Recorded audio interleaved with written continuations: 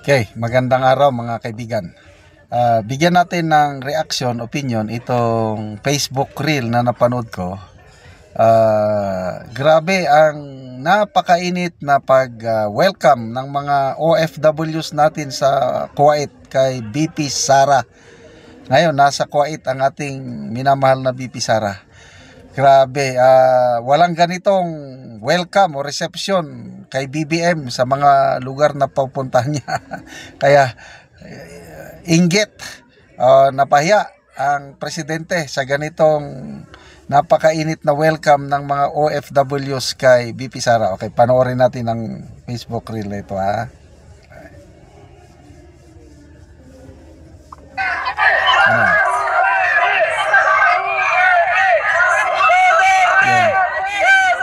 Grabe. Dali dito.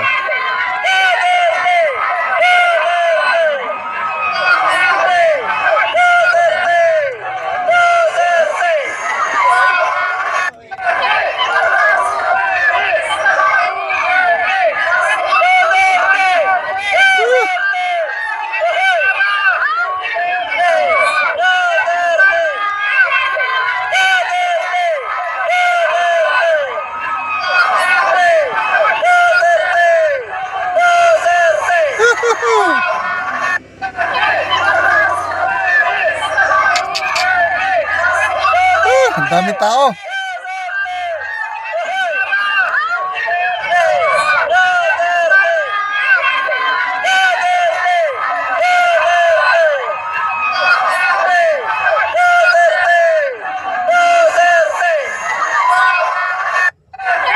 Hey, so mainit na pagtanggap ng OFW sa Kuwait kay Sara Duterte. Parang Thanksgiving, ano nila ito? Ito yung sinasabi ni Claire Castro na balita niya, nasa Kuwait si BP Sara, wala daw, hindi daw nagpaalam. Wala, mali-mali impormasyon ni Claire Castro. Ngayon pala, August 16. So, pang ilang biyahe na ito, sigurado, anuhin na naman siya ni Claire Castro.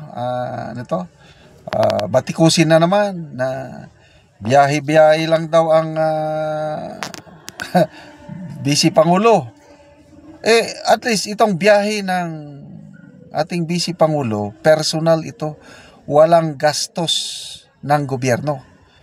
Hindi katulad sa amo ni Claire Castro, gastos natin. 2026 na budget. Magkano ang kanyang hiniling na budget? 1.08 billion. Ganyan po ang biyahe. Kasama na si Claire Castro dyan. Sumama siya sa India. Pakanta-kanta pa doon. Nag-enjoy sila at our expense. Tapos, itong kay BP Sara, sarili niyang gasto, personal travel, at karapatan niya yan dahil ang mga OFWs nag-i-invite ang alam ko dito, yung pamasahe kay BP Sara lahat yan. Kailang doon yung mga venue, mga pagkain, gastos naman ng mga OFWs.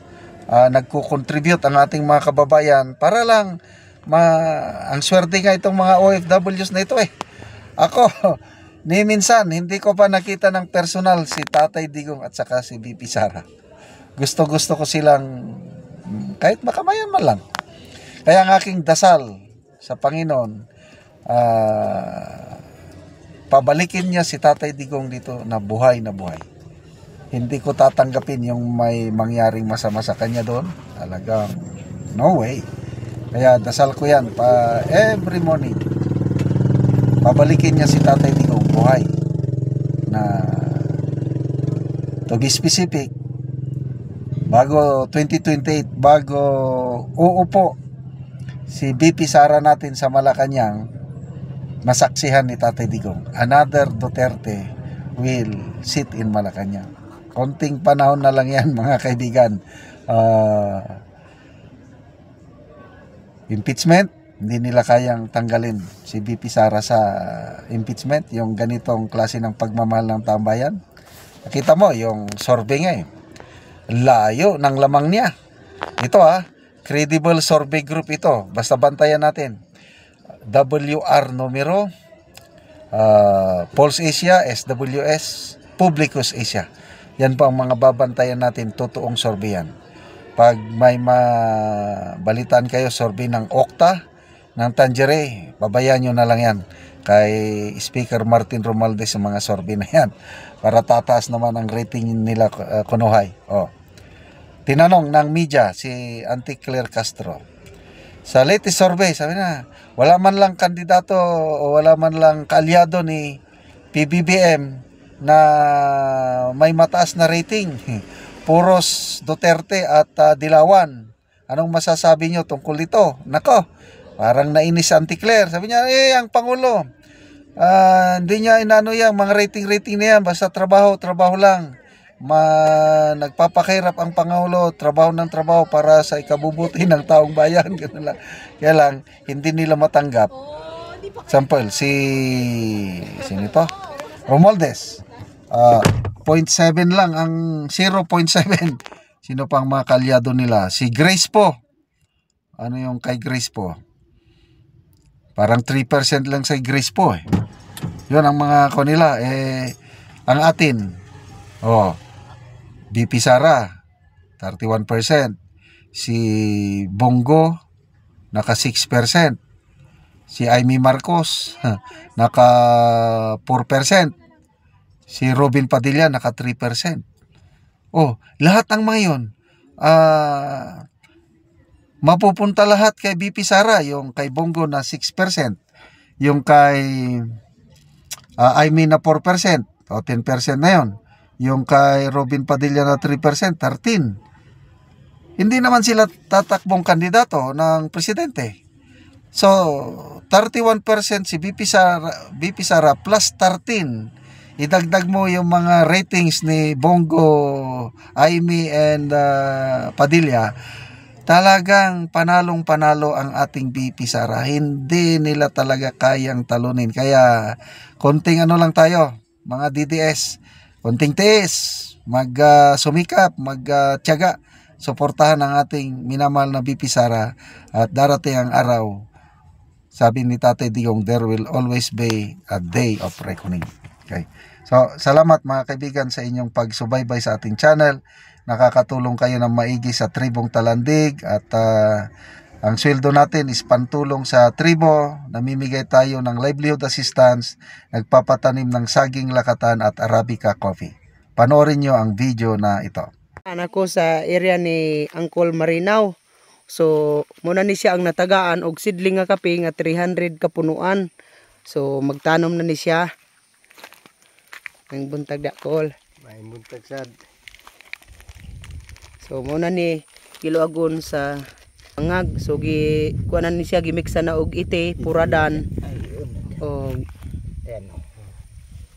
ang anion pagtanom. Kuha na dahin ti, dinda tiin. Para ikat magtinghoy tambak hindi ta kwa jalom. So, gitudluan siya ni Cesar sa pagtanom. Kay tigulang naman si tatay.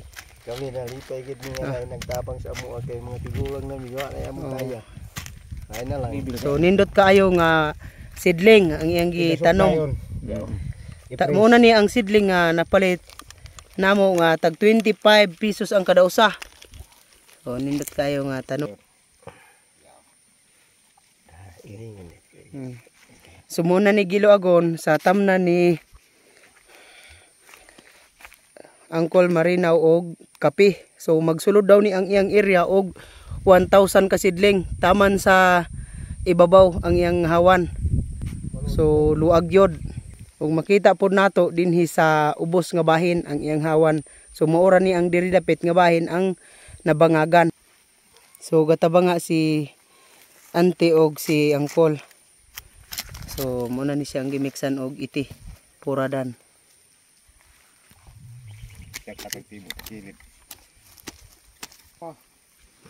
Karon mo na ni ang nahumana og tanom ni Uncle Marinaw. So tama na sa ilaya. Salamat sa Ginoo nga nagtabang sa amo mo pagpananom sa kape. Oo. Naot mi nga magampo mi sa Ginoo nga maayo ang turok sa among kape hangtod na sa pagpangunod. Salamat kayo Kami ko. mga tigulang naman mi. Salamat nga mi nga makatanong mi.